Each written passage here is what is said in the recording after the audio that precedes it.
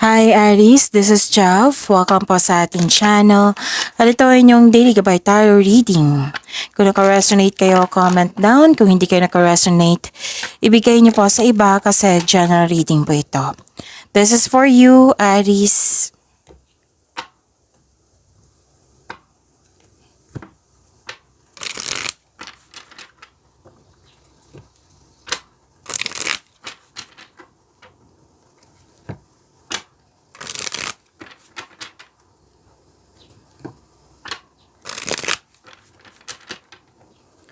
Para po ito sa inyo, Aries.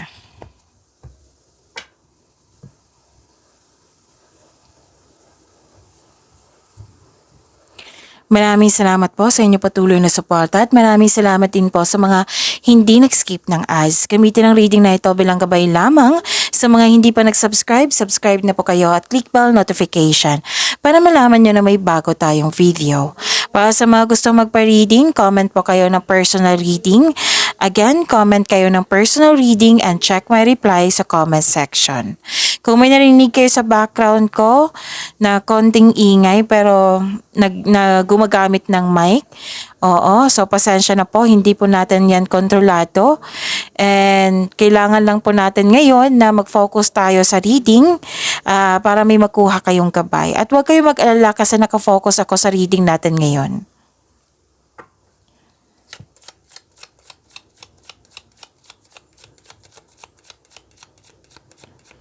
Spirits Guide, mga ganap pa para kay Aries. I need 3 cards po.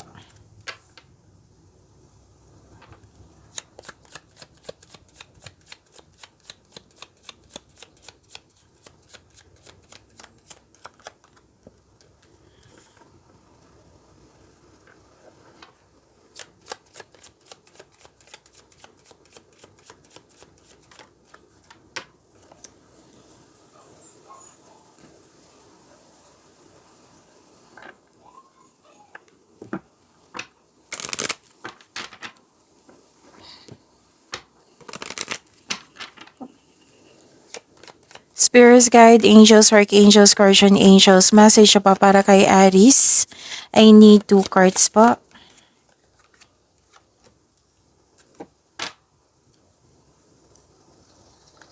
Aries.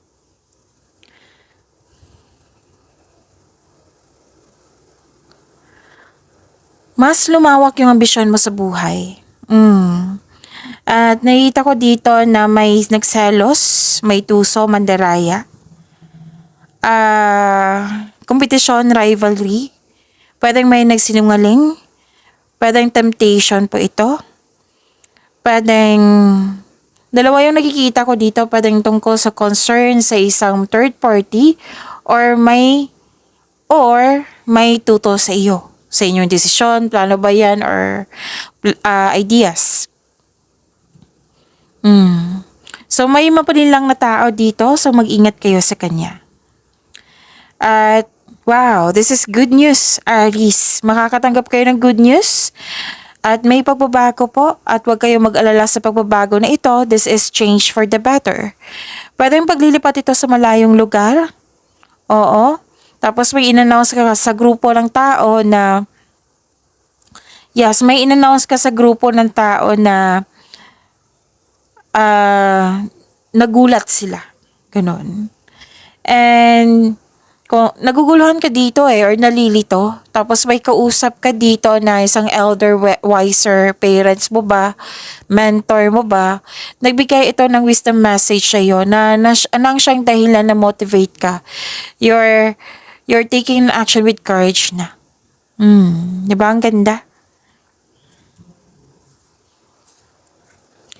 Andito po si Archangel Uriel.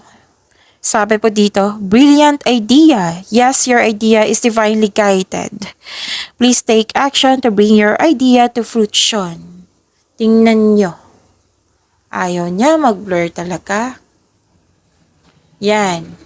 So, yung idea is a blessing po from the universe at kailangan yung bigyan ng action yung binigay na idea sa inyo.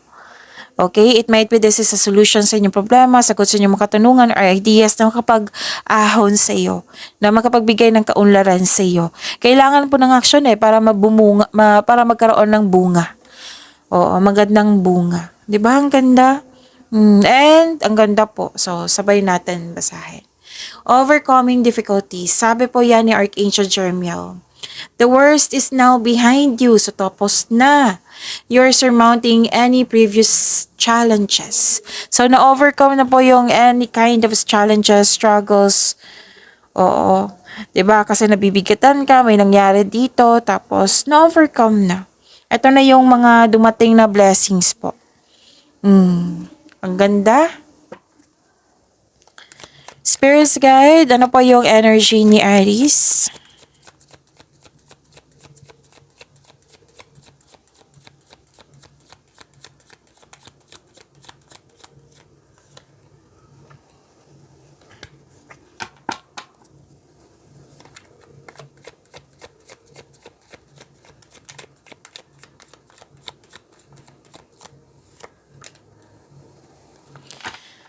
Kung may narinig kayo or may nakita kayong repeating message, like for example po, nanood kayo sa weekly gabay tarot reading nyo na uploaded kahapon, napanood nyo na ba?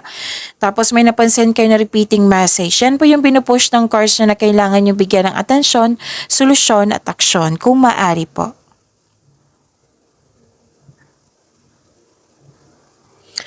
So this is...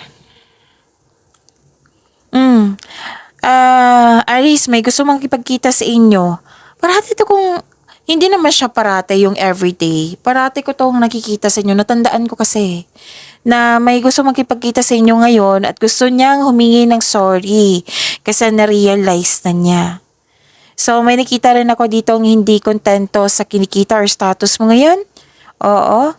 So there is something better for you, sabi po ng card. Kaya itong disappointment na ito is temporary lamang. May silos din ako nakikita dito, inggit, self-centered na tao. May taong hindi marunong magbigay halaga. So this card may be asking you na mag-open up ka sa taong may issue sa'yo without worrying about being rejected or judged. Pero kung paulit-ulit na lang to ginagawa niya, so better na magkaroon ng healthy disconnection para sa ikakabuti ng peace of mind mo.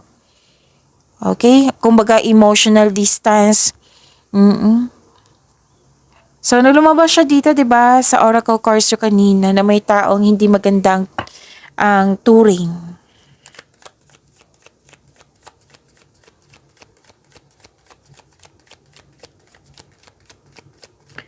Spirits guide ko, you earn money.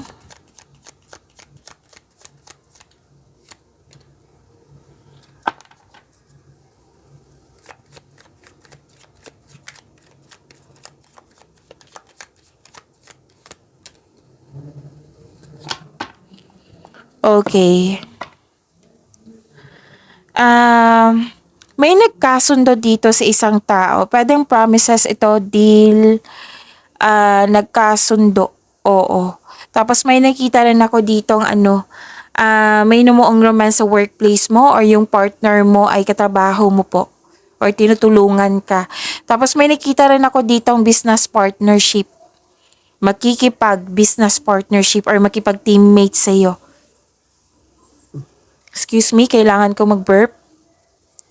At nakikita ko dito, gusto mo yung career mo. Gusto mo yung career mo ngayon kasi nagbibigay ito ng financial stability sa iyong buhay. At nagagawa mo rin yung passion mo at the same time. So this is alignment, inspiration, motivation. And this is commitment also. So may promises din ako nakikita dito ha.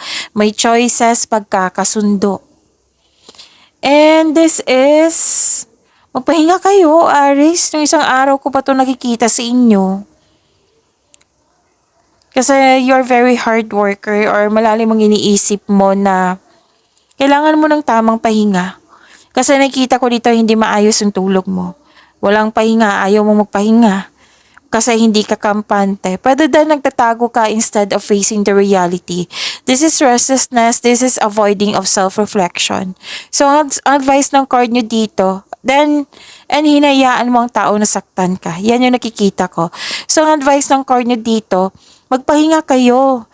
Kasi magbibigay ito ng increased productivity and a healthier mental state. Kasi 'di ba minsan pag pagpagod tayo, hindi tayo makakaisip ng mga magandang bagay, solusyon ba 'yan? Tapos drained ka. Oo, hindi maganda 'yan sa iyo. So, kailangan ng tamang pahinga. You need to relax, calm your mind, and reflect. Sleep and meditation ay kailangan po.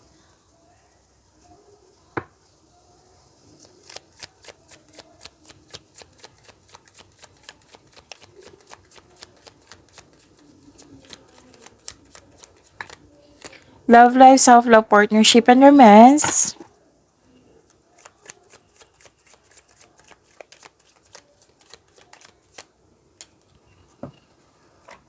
May nakita kong hopeless dito. Yung nawalan ng pag-asa. Or nagkaroon ng, na-disappoint, oo, tapos nagkaroon ng lack of confidence. Sabi ng card dito, inspiration is on the way. Huwag kayong mag-give up. Your body and soul will heal, but that healing will take time. So this is healing. Okay? And huwag kayong mag-alala kasi kung ano man yung mga gusto mo sa buhay, ang sabi ng card dito, all your dreams are coming true. Magkakaroon din ng healing. So claim this healing also.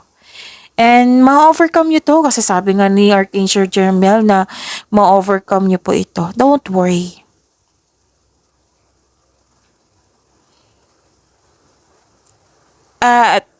Excuse me. So, sa mga single dito, may parating na exciting na person. It might be this is younger o mababata pa sa iyo. It might be ha, kasi nararamdaman ko yung energy niya na very sabik siya, more in excitement, oo. Na puno ng passion at intensity. Sa mga relasyon sa buhay mag-asawa, nagkaayos. May pagkaayos ako nakikita dito.